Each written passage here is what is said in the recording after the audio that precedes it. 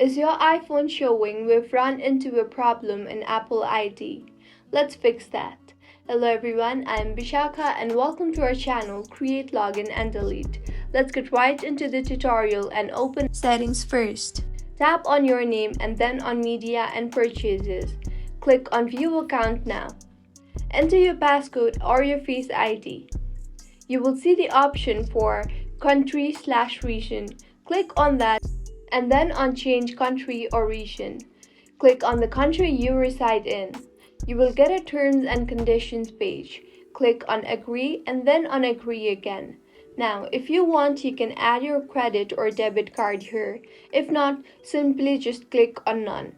Enter your first name and surname. Then enter your street, city, postcode and phone number and click on Next. And with this, your Apple ID will be fixed. You can easily download and pay for all the apps now. If you find this tutorial helpful, do subscribe to our channel. Thank you for staying with us until the end.